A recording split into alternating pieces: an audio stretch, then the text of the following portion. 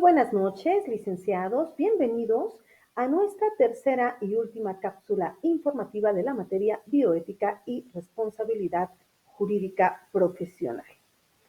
Vamos a comenzar hablando sobre temas muy importantes y creo menester precisarles la diferencia entre la imputabilidad y la inculpabilidad.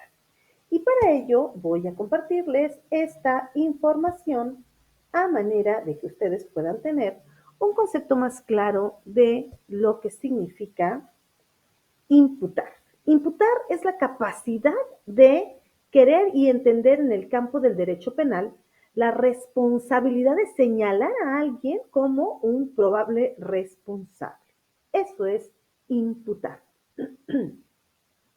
Y la imputabilidad es la capacidad de querer y entender que posee un sujeto de acuerdo a la madurez y a la salud mental con que cuenta al momento de desplegar cierta conducta. Es decir, refiero quién es el culpable, pero ese culpable debe de llenar estos requisitos.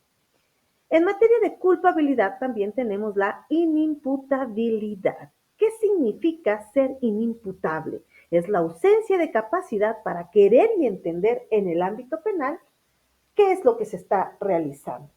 Y una de las causas por las que se puede manejar la inimputabilidad es por la minoría de edad, por el miedo grave proveniente del interior del sujeto, por el desarrollo intelectual retardado o por los trastornos mentales que en un momento dado pueden llegar a ocasionar actos que llegarían a ser desde la materia jurídica culpables o dolosos y por ende castigables.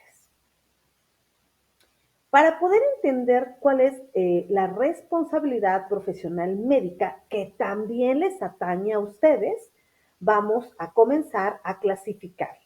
El tipo penal, que es el catálogo de delitos que nos provee el Código Penal Federal. Voy a generalizar en este momento para evitar el hecho de referirme a una legislación estatal precisa, ¿no? Vamos de manera a generalizar sobre el Código Penal Federal. Y obviamente ya ustedes lo estarán aplicando a su propio estado. Existe también el tipo civil, en el cual el médico o en el caso del profesionista se ve obligado a reparar un daño derivado de sus acciones u omisiones. Y esto lo veíamos en la cápsula anterior. ¿Qué es la acción? Ejecuto. ¿Qué es la omisión? Veo que se está ejecutando y no hago nada por detenerlo. Existe también la responsabilidad administrativa y esta va a aplicar, es la que aplica más bien las instituciones a los servidores públicos. No es ocioso advertir que estos procedimientos no se excluyen entre sí, es decir, ni el penal, ni el civil, ni el administrativo. Pueden en un momento dado ser llevados de forma simultánea por el mismo hecho. Por lo regular, cuando alguna institución empieza a verificar un tipo penal, bueno, lo primero que hace es dar aviso al profesionista para que éste pueda también en un momento dado hacer valer su derecho. ¿Por qué? Porque en muchas ocasiones las notificaciones o los requerimientos llegan directamente al centro de trabajo. Como les decía, tenemos nuestro Código Penal Federal que nos va a dar este catálogo amplio de delitos que nos van a llevar a pues conocer, ¿no? Todos y cada uno de estas acciones legales que, en las cuales puede incurrir no nada más un profesionista, sino cualquier persona, pero en el ámbito de la profesión en la que nos estamos moviendo, bueno, vamos a referirlo directamente a los profesionistas. La revelación de secretos. Es importante señalarles que en materia de revelación de secretos, nosotros tenemos el deber moral, ético, profesional de guardar secrecía. Es decir, no podemos ir ventilando la vida de nuestros clientes, de nuestros pacientes y hacerlo de forma pública, a menos y solo a menos que exista un mandato judicial que motive esa petición, entonces ya estaremos en condiciones de realizar lo preciso. Para ello, vamos a hablar también de esta responsabilidad, retomando un poquito lo que acabábamos de señalar en el tema anterior, la responsabilidad ético-profesional. Esta responsabilidad ética profesional, ¿qué tanto puedo hacer y qué tanto no puedo hacer? Bueno, eso ya depende de cada uno de nosotros, ¿no? Desde una perspectiva ética profesional. Y volvemos a caer en lo mismo. Esta responsabilidad profesional la vamos a tener de manera civil, de manera penal y en algún momento también de manera administrativa, como el ejemplo que les acabo de dar hace un momento.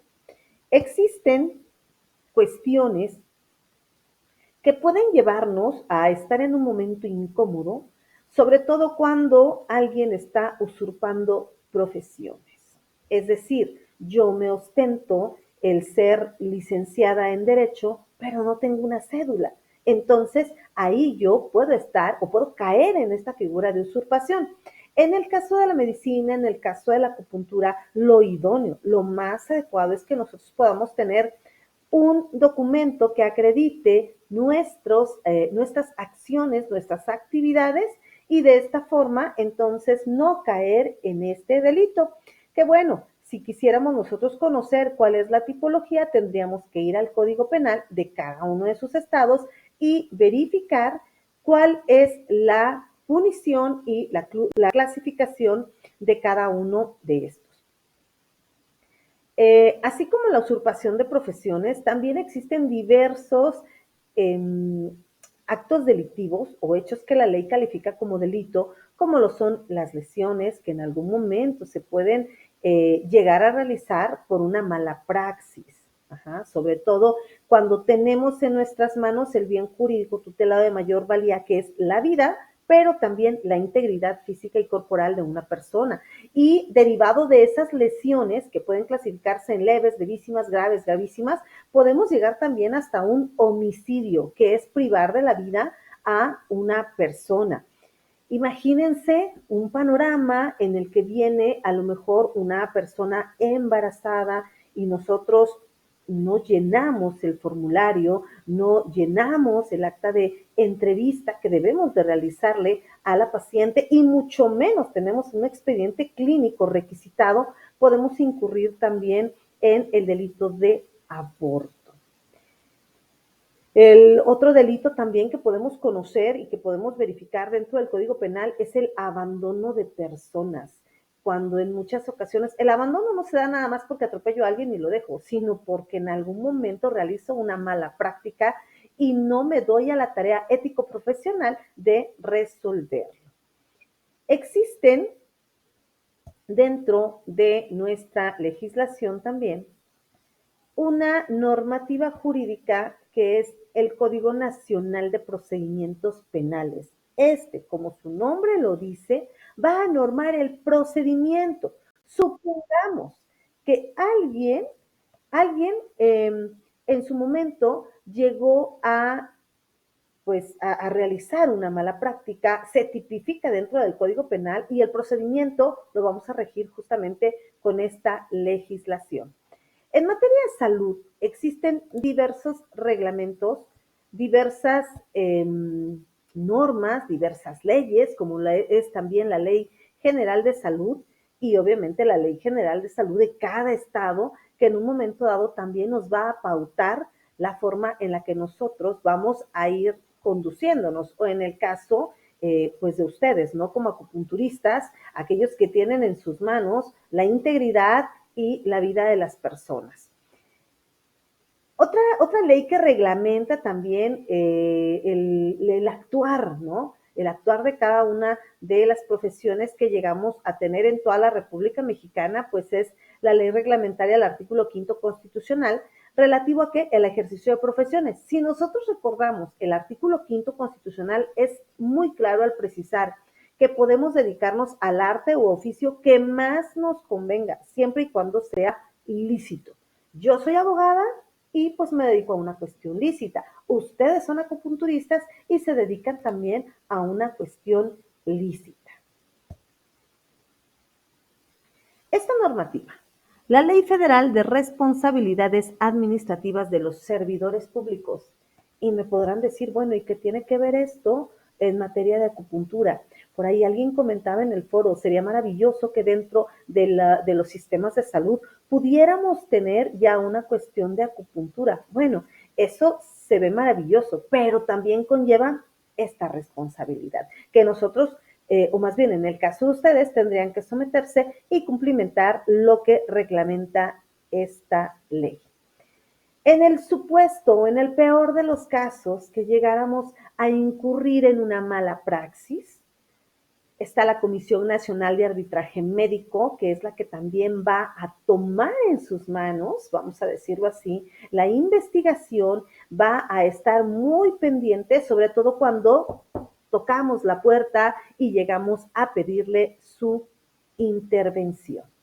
Otro organismo que está muy atento a las prácticas que tienen que ver con la salud y que tienen que ver con la integridad y la vida de una persona.